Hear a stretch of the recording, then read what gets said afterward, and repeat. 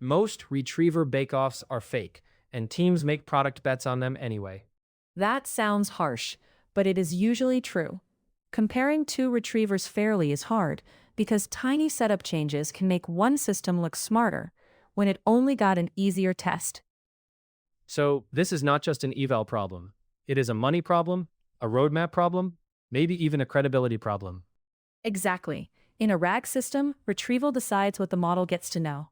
If you compare retrievers badly, you can pick the wrong stack, tune the wrong thing, and ship answers that fail in production. Give me the trap. What is the first way teams fool themselves? They change more than one variable at once. New embedding model, different chunking, different top K, maybe a rewritten query set too. Then they call the winner better at retrieval. That is not a fair match. Concrete example. Two systems, one winner on the dashboard, but the result is shaky. Say, System A uses 300 token chunks with 50 token overlap. System B uses 800 token chunks and returns a larger context window. If B scores higher, did the retriever improve, or did chunking make the relevant evidence easier to catch? You cannot tell. And that is the dangerous part.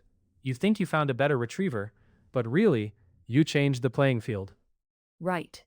Fair comparison starts with a constant query set and constant labels.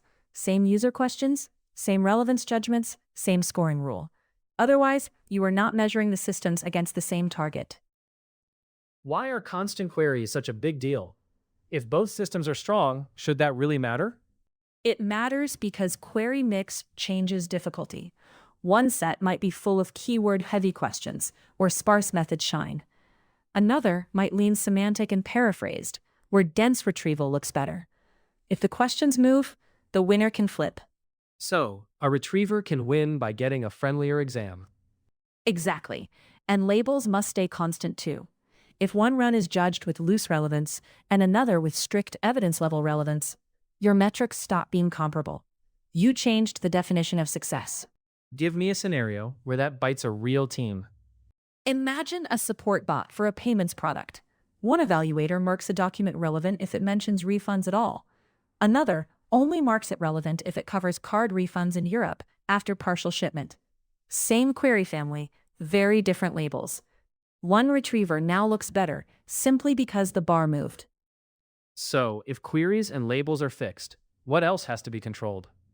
Control the corpus version, chunking policy, metadata filters, query rewriting, top K, re-ranking, and even failure handling. If one system gets a query expansion step and the other does not, you are comparing pipelines, not retrievers. That is subtle, because in RAG pipelines, everything bleeds into everything else. Yes, and that is why teams need a test matrix. Pick one layer to compare, lock the rest. If you want to compare base retrievers, keep re-ranking off or identical. If you want to compare full retrieval stacks, say that clearly, and keep the stack constant, except for the intended swap.